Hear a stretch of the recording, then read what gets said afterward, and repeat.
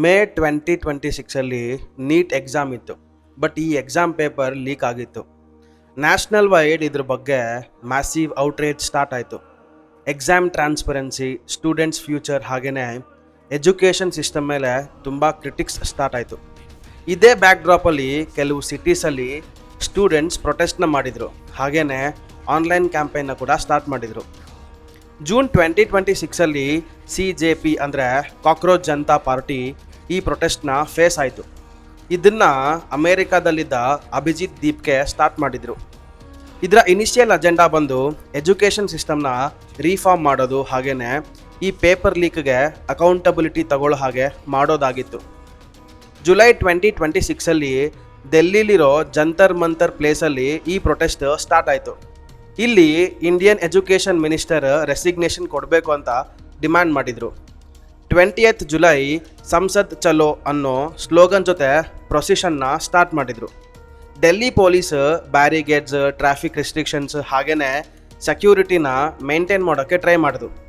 But ಇಲ್ಲಿ ಪೊಲೀಸ್ಗೆ ಮತ್ತು ಪ್ರೊಟೆಸ್ಟರ್ಸ್ಗೆ clashes ಆದವು. ವೈಲೆನ್ಸ್ ಆಯಿತು. ಪೊಲೀಸ್ ಲಾಠಿ ಚಾರ್ಜ್ ಕೂಡ ಮಾಡಿದರು. ಬಟ್ ಈ ವೈಲೆನ್ಸಲ್ಲಿ ಇನ್ವಾಲ್ವ್ ಆಗಿದ್ದು, ಪ್ರಾಬ್ಲಮ್ ಮಾಡ್ಕೊಂಡಿದ್ದು ಸೋ ಕಾಲ್ಡ್ ಸ್ಟೂಡೆಂಟ್ಸ್, ಯಾವುದೇ ಲೀಡರ್ಸ್ ಅಲ್ಲ. ಈ ಪ್ರೊಟೆಸ್ಟ್ ಇನ್ನೂ ನಡೀತಿದೆ. ಇದ್ರ ಬಗ್ಗೆ ದಿನ ಒಂದಲ್ಲ ಒಂದು ನ್ಯೂಸ್ ಬರ್ತಾನೆ ಇರುತ್ತೆ. ಬಟ್ ಇದಕ್ಕೆಲ್ಲ ಆದಷ್ಟು ಬೇಗ ಒಂದು ಎಂಡ್ ಪಾಯಿಂಟ್ ಸಿಗುತ್ತೆ ಅನಿಸುತ್ತೆ. ಇದ್ರ ಹಿಂದೆ ಯಾರ್ಯಾರಿದ್ದಾರೆ, ಅವ್ರ ಉದ್ದೇಶ ಏನಾಗಿತ್ತು, ಏನಾಗಿದೆ, ಇದ್ರ ಬಗ್ಗೆ ಎಲ್ಲ ಆದಷ್ಟು ಬೇಗ ಗೊತ್ತಾಗುತ್ತೆ. ಈ ಪ್ರೊಟೆಸ್ಟ್ ಸ್ಟಾರ್ಟಿಂಗಲ್ಲಿ ಸ್ಟೂಡೆಂಟ್ಸ್ ಪರವಾಗಿತ್ತು. ಅಂದರೆ ನೀಟ್ ಎಕ್ಸಾಮ್ ಬಗ್ಗೆ, ಎಜುಕೇಷನ್ ಸಿಸ್ಟಮ್ ರೀಫಾರ್ಮ್ ಬಗ್ಗೆ, ಎಜುಕೇಷನ್ ಮಿನಿಸ್ಟರ್ ರೆಸಿಗ್ನೇಷನ್ ಬಗ್ಗೆ ಪ್ರೊಟೆಸ್ಟ್ ಆಗ್ತಿತ್ತು. ಬಟ್ ಅದಾದಮೇಲೆ ಈ ಪ್ರೊಟೆಸ್ಟ್ನ Indian opposition parties, left wing members hijack ಮಾಡಿದರು. ಶ್ರೀಲಂಕಾ, ಬಾಂಗ್ಲಾ, ನೇಪಾಳದಲ್ಲಿ ನಡೆದಿದ್ದ ಥರ ಪ್ರೊಟೆಸ್ಟ್ ಇಂಡಿಯಾಲೂ ನಡೀತಿದೆಯಾ? ಇದ್ರ ಹಿಂದೆ ಅಮೇರಿಕಾ, ಯುರೋಪ್ ಇದೆಯಾ? ಅಮೇರಿಕನ್ ಡೀಪ್ ಸ್ಟೇಟ್ ಏನಾದರೂ ಗೇಮ್ ಆಡ್ತಿದ್ಯಾ? ಇದ್ರ ಬಗ್ಗೆ ಡಿಸ್ಕಸ್ ಮಾಡೋಣ. ನಾವು ಇಲ್ಲಿ FCRA ಬಗ್ಗೆ ಮಾತಾಡ್ಕೋಬೇಕು. FCRA ಅಂದರೆ ಫಾರಿನ್ ಕಾಂಟ್ರಿಬ್ಯೂಷನ್ ರೆಗ್ಯುಲೇಷನ್ ಆ್ಯಕ್ಟ್. ಅಂದರೆ ಭಾರತಕ್ಕೆ ವಿದೇಶಗಳಿಂದ ಬರುವ ಹಣವನ್ನು ನಿಯಂತ್ರಿಸುವುದು ಅಂತ. ಈ FCRA ಮೇಜರ್ಲಿ NGOs ಮತ್ತು ಟ್ರಸ್ಟ್ಗಳಿಗೆ ಅಪ್ಲೈ ಆಗುತ್ತೆ. ಮಾರ್ಚ್ 2026 ಸೆಂಟ್ರಲ್ ಗವರ್ನಮೆಂಟ್ FCRA 2026ನ ಅಮೆಂಡ್ ಮಾಡಿತು. ಬರೀ ಅಮೆಂಡ್ಮೆಂಟ್ ಅಷ್ಟೇ, ಬಿಲ್ ಅಲ್ಲ. ಕರೆಂಟ್ಲಿ ಇದ್ರ ಬಗ್ಗೆ ಪಾರ್ಲಿಮೆಂಟಲ್ಲಿ ಡಿಬೇಟ್ಸ್ ನಡೀತಾ ಇದೆ. ಈ FCRA ಬಿಲ್ ಪ್ರಕಾರ ಯಾವುದೇ ಒಂದು NGOದ FCRA ಲೈಸೆನ್ಸ್ ಕ್ಯಾನ್ಸಲ್ ಆದರೆ ಅಥವಾ ಎಕ್ಸ್ಪೈರ್ ಆದರೆ ಡೆಸಿಗ್ನೇಟೆಡ್ ಅಥಾರಿಟಿ ಅದರ ಆಸ್ತಿನ ಮ್ಯಾನೇಜ್ ಮಾಡುತ್ತೆ. ಅಂದರೆ ಅದರ ಆಸ್ತಿನ ಅಡ್ಮಿನಿಸ್ಟರ್ ಮಾಡುತ್ತೆ. FCRA ಸರ್ಟಿಫಿಕೇಟ್ನ ಎಲ್ಲ NGOಸು ರಿನ್ಯೂವಲ್ ಮಾಡ್ಕೋಬೇಕು. ಅಕಸ್ಮಾತ್ ಏನಾದರೂ ಈ ರಿನ್ಯೂವಲ್ ಮಾಡ್ಕೊಂಡೇ ಹೋದರೆ ಈ ಫಾರಿನ್ ಫಂಡಿಂದ ಆಗಿರೋ ಅಸೆಟ್ಸ್ ಎಲ್ಲ ಗೌರ್ನಮೆಂಟ್ ಕಂಟ್ರೋಲಿಗೆ ಹೋಗುತ್ತೆ. ಹಾಗೆಯೇ FCRA ಲೈಸೆನ್ಸ್ನ ರಿನ್ಯೂ ಮಾಡಿಕೊಂಡ್ರೆ ಆ ಆಸ್ತಿ ಎಲ್ಲ ಮತ್ತೆ ವಾಪಸ್ ಕೊಡುತ್ತೆ. ಅಂದರೆ FCRA ಪ್ರಕಾರ ಎಲ್ಲ NGOs ರಿನ್ಯೂವಲ್ ಪಕ್ಕಾ ಆಗಬೇಕು. ಅಕಸ್ಮಾತ್ FCRA ಲೈಸೆನ್ಸ್ ರಿನ್ಯೂವಲ್ ಆಗದೇ ಇದ್ದರೆ ಪರ್ಮನೆಂಟ್ಲಿ ಅದರ ಆಸ್ತಿನ ಗೌರ್ನಮೆಂಟ್ ಸೆಲ್ ಮಾಡ್ಬೋದು. ಅದಕ್ಕೆ ಸೆಲ್ ಮಾಡೋ ಅಥಾರಿಟಿ ಕೂಡ ಇರುತ್ತೆ. ಆಮೇಲೆ ಈ FCRA ಆ್ಯಕ್ಟ್ ಪ್ರಕಾರ ಈ ಫಾರಿನ್ ಫಂಡ್ ಬರೋಕ್ಕೂ ಮುಂಚೆ ಆ NGOs ಗೌರ್ಮೆಂಟ್ ಪರ್ಮಿಷನ್ ತಗೋಬೇಕು. ಹಾಗೆಯೇ ಈ ಫಂಡ್ಸ್ ಎಲ್ಲಿಂದ ಬರ್ತಿದೆ, ಯಾಕೆ ಬರ್ತಿದೆ, ಯಾವಾಗ ಬರುತ್ತೆ, ಈ ಡೀಟೇಲ್ಸ್ನ ಗೌರ್ಮೆಂಟಿಗೆ ಕೊಡಬೇಕಾಗುತ್ತೆ. ಈ ಫಂಡ್ಸ್ನ ಅವರು SBI ಅಕೌಂಟಲ್ಲಿ ಮಾತ್ರನೇ ಡೆಪಾಸಿಟ್ ಮಾಡಬೇಕಾಗುತ್ತೆ. ಆಮೇಲೆ ಡೋನರ್ ಡೀಟೇಲ್ಸ್ನ ಕೂಡ ಕೊಡಬೇಕಾಗುತ್ತೆ. ಅದು ಅಲ್ಲದೆ ಅವರು ಆ ಫಂಡ್ನ ಎಲ್ಲಿ ಸ್ಪೆಂಡ್ ಮಾಡ್ತಿದ್ದಾರೆ, ಯಾಕೆ ಸ್ಪೆಂಡ್ ಮಾಡ್ತಿದ್ದಾರೆ, ಎಷ್ಟು ಸ್ಪೆಂಡ್ ಮಾಡಿದ್ದಾರೆ, ಇವೆಲ್ಲ ಡೀಟೇಲ್ಸ್ನ ಗೌರ್ನಮೆಂಟಿಗೆ ಕೊಡಬೇಕಾಗುತ್ತೆ. ಅಕಸ್ಮಾತ್ ಏನಾದರೂ FCRAನ ವೈಲೇಷನ್ ಮಾಡಿದರೆ ಜೈಲ್ ಶಿಕ್ಷೆನೂ ಆಗುತ್ತೆ.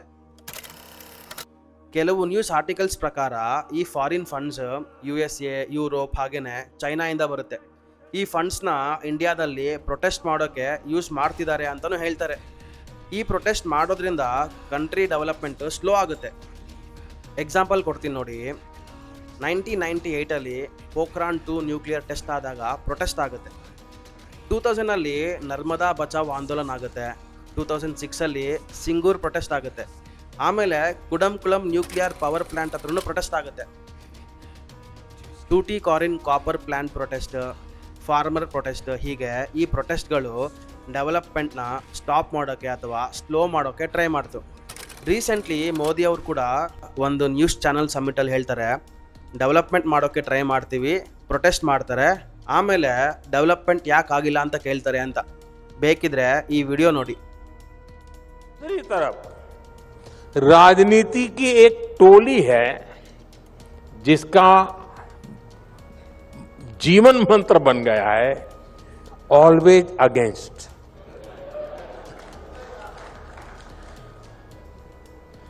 ये टोली क्रॉनिक डिससेटिस्फैक्शन यानी स्थायी असंतोष से भरी हुई है.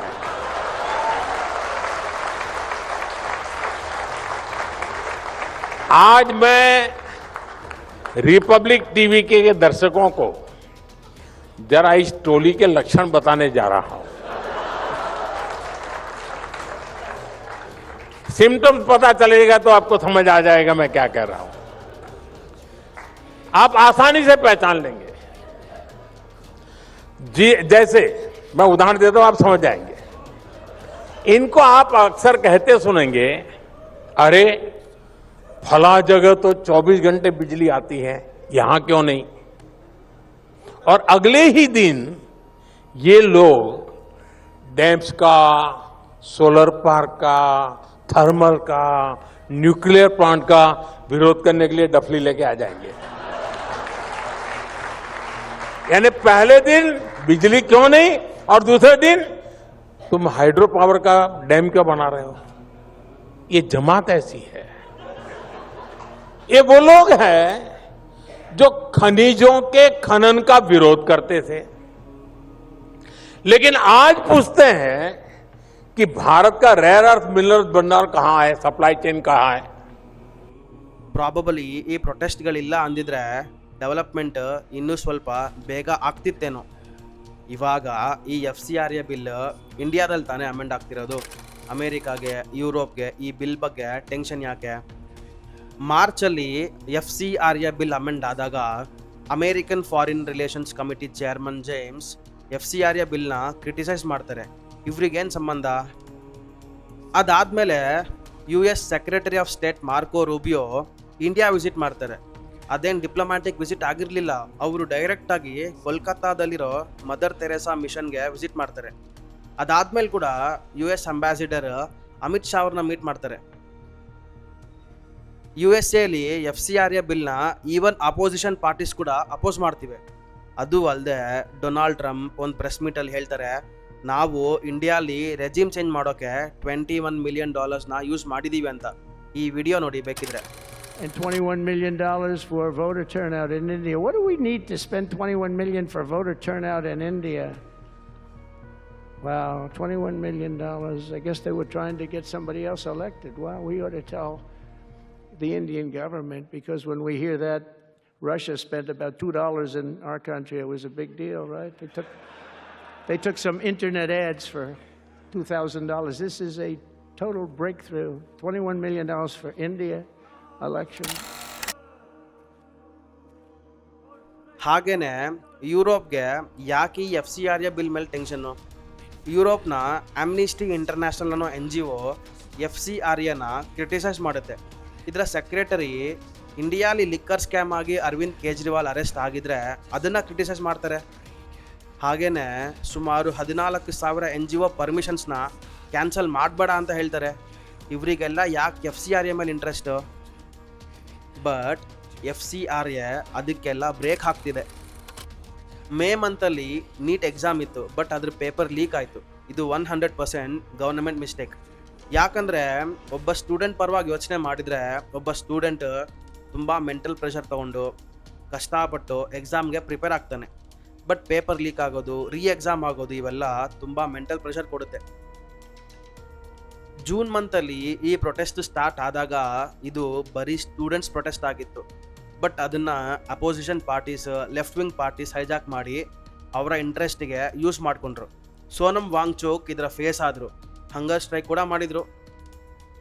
ನಾವು ಈ CJP ಲೀಡರ್ಸ್ ಬಗ್ಗೆ ಮಾತಾಡೋದಾದರೆ, CJP ಸ್ಟಾರ್ಟ್ ಮಾಡಿದಾಗ ಅಭಿಜಿತ್ ದೀಪ್ಗೆ ಅಮೇರಿಕಾದಲ್ಲಿದ್ದರು. CJP spokesperson Sourav Das ನಾರ್ವೆಲಿ ಎಕ್ಸ್ಪ್ರೆಷನ್ ಫೋರಮ್ನ ಅಟೆಂಡ್ ಮಾಡಿ ಬಂದಿದ್ದರು. ಪ್ರಧಾನಿ ಮೋದಿಯವರು ನಾರ್ವೆಗೆ ಡಿಪ್ಲೊಮ್ಯಾಟಿಕ್ ಮೀಟಿಂಗ್ಸ್ಗೆ ಹೋದಾಗ ಹೆಲ್ಲಿ ಲಿಂಗ್ ಅನ್ನೊಬ್ಬ ಲೇಡಿ ಮೋದಿ ಅವ್ರನ್ನ ಕ್ವೆಶನ್ ಮಾಡೋಕ್ಕೆ ಟ್ರೈ ಮಾಡಿದ್ಲು. ಆ ಹೆಲ್ಲಿ ಲಿಂಗ್ ಕೂಡ ಈ ನಾರ್ವೆಲ್ ನಡೆದ expression ಫೋರಮ್ನ member ಆಗಿದ್ಲು.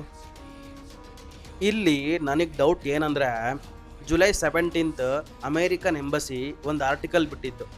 July 20th protest ಆಗುತ್ತೆ, ಜುಲೈ 21st ಫಾರ್ಮರ್ಸ್ ಪ್ರೊಟೆಸ್ಟ್ ಆಗುತ್ತೆ, ಯಾವ ಪ್ಲೇಸಲ್ಲಿ ಆಗುತ್ತೆ ಇದೆಲ್ಲ ಮೆನ್ಷನ್ ಮಾಡಿತ್ತು. ನಿಜ ಹೇಳಬೇಕಂದ್ರೆ ಈ ಇನ್ಫಾರ್ಮೇಷನ್ ನಮ್ಮ ಪೊಲೀಸ್ಗೆ, ನಮ್ಮ ಅಫಿಷಿಯಲ್ಸ್ಗೆ ಗೊತ್ತಿರಲಿಲ್ಲ. ಅಂದರೆ ಈ ಪ್ಲ್ಯಾನ್ಸ್ ಎಲ್ಲ ಅಮೇರಿಕಾಗೆ ಮೊದಲೇ ಗೊತ್ತಿತ್ತಾ? ಇನ್ನೊಂದು ವಿಷಯ ಏನಂದರೆ, ಗೌರ್ನಮೆಂಟ್ FCRA ಅಮೆಂಡ್ಮೆಂಟ್ ರೂಲ್ಸ್ನ ಜೂನ್ 22 ರಿವೈಸ್ ಮಾಡುತ್ತೆ. ಸೋನಮ್ ವಾಂಗ್ಚುಕ್ ಅವರು 28th ಜೂನ್ ಹಂಗರ್ ಸ್ಟ್ರೈಕ್ ಸ್ಟಾರ್ಟ್ ಮಾಡ್ತಾರೆ. ಈ ಎರಡು ಇನ್ಸಿಡೆಂಟ್ಗೆ ಏನಾದರೂ ಸಂಬಂಧ ಇದೆಯಾ? ಸೋನಮ್ ವಾಂಗ್ಚುಕ್ ಬಗ್ಗೆ ಹೇಳಬೇಕಂದ್ರೆ, ಜುಲೈಯಲ್ಲಿ ಮಾಡಿರೋ ಹಂಗರ್ ಸ್ಟ್ರೈಕ್ ಅವರ 5th ಹಂಗರ್ ಸ್ಟ್ರೈಕ್. ಸೋನಮ್ ವಾಂಗ್ಚುಕ್ ಅವರು ಸೆಕ್ಮೋಲ್ ಹಾಗೆಯೇ HIAL ಅನ್ನೋ NGOsನ ರನ್ ಮಾಡ್ತಾರೆ. 2007ನಲ್ಲಿ ಕಾಂಗ್ರೆಸ್ ಗೌರ್ನಮೆಂಟ್ ಕೂಡ ಇವರಿಗೆ ವಾರ್ನಿಂಗ್ ಕೊಡುತ್ತೆ. ಏನಂತ ಅಂದರೆ, ಅವ್ರ ಅಕೌಂಟಿಗೆ ಚೈನಾಯಿಂದ ಫಂಡ್ಸ್ ಬರ್ತಿದೆ ಅಂತ. ಬೇಕಾಗಿದ್ದರೆ ಈ ಆರ್ಟಿಕಲ್ನ ನೋಡಿ. ಹಾಗೆಯೇ ಈ ಪ್ರೊಟೆಸ್ಟಲ್ಲಿ ಜಾಯ್ನ್ ಆಗಿದ್ದ ಶಬಾನಾ ಅಜ್ಮಿ ಕೂಡ ಒಂದು NGO ನಡೆಸ್ತಾರೆ. ಅದರ ನೇಮು ಮಿನ್ಸ್ವಾನ್ ವೆಲ್ಫೇರ್ ಸೊಸೈಟಿ. ಈ NGO ಮೇಲೆ ಕೂಡ 2015ನಲ್ಲಿ ರೇಡ್ ಆಗಿತ್ತು. ಆಮೇಲೆ ಈ ಸ್ಟೂಡೆಂಟ್ ಪ್ರೊಟೆಸ್ಟಲ್ಲಿ ಜಾಯ್ನ್ ಆಗಿದ್ದ ಅರುಂಧತಿ ರಾಯ್ ಬಗ್ಗೆ ಮಾತಾಡೋದಾದರೆ, ಈ ಅರುಂಧತಿ ರಾಯ್ ಅವರು 1998ಅಲ್ಲಿ ಪೋಖ್ರಾನ್ ಪ್ರೊಟೆಸ್ಟ್ ಮಾಡ್ತಾರೆ. 2000ನಲ್ಲಿ ನರ್ಮದಾ ಬಚಾವ್ ಆಂದೋಲನ್ ಮಾಡ್ತಾರೆ. ಆಮೇಲೆ ಇವರು ಕಾಶ್ಮೀರ್ ಇಂಡಿಯನ್ ಪಾರ್ಟ್ ಅಲ್ಲ ಅಂತ ಹೇಳ್ತಾರೆ. ಹಾಗೆಯೇ ಇಂಡಿಯನ್ ಆರ್ಮಿನ ಕ್ರಿಟಿಸೈಸ್ ಮಾಡ್ತಾರೆ. ಉಮರ್ ಖಲೀದ್ನ ಸಪೋರ್ಟ್ ಮಾಡ್ತಾರೆ. ಇವರು ಈ ಸ್ಟೂಡೆಂಟ್ ಪ್ರೊಟೆಸ್ಟ್ನ ಜಾಯ್ನ್ ಆಗಿದ್ರು.